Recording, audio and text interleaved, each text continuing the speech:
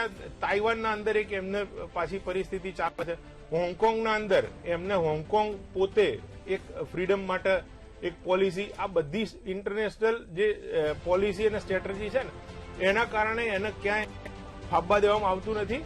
અને જે આપણે બીજી વાત હું કરું આ મેટરથી અલગ, જે માલદીવના અંદર જે એમને નખરા ચાલુ કર્યા તો સાહેબ લક્ષદ્વીપ ગયા અને એમને ક્યાંય એના નામ દીધા વગર એમને પરસેવો છોડાઈ દીધો.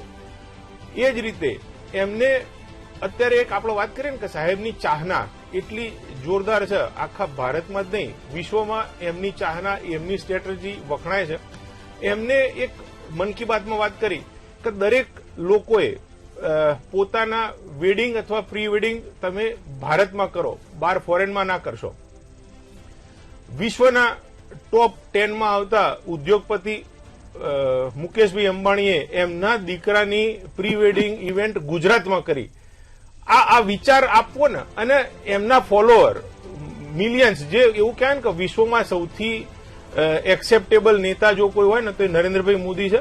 એમની સ્ટ્રેટેજી ઉપર દરેકને વિશ્વાસ છે અને જે રીતે હેન્ડલ કરવામાં આવ્યો છે આ ઇસ્યુ, એ હું તો એવું કહીશ કે અગાઉનો કોઈ પણ પ્રધાનમંત્રી હોત ને તો આટલી સારી રીતે ના થયો હોત. અને 2004 થી 2014 સુધીનો જે રિલેશન હતા ને એમાં આપણે વાત કરીએ ને તો આપણે જયારે પણ આપણા તત્કાલીન વડાપ્રધાન શ્રી મનમોહનસિંહ જયારે પણ ચાઇના જતા હતા ને તો એમના સાથે કાં તો સોનિયાજી જતા હતા અથવા રાહુલ ગાંધી જતા હતા.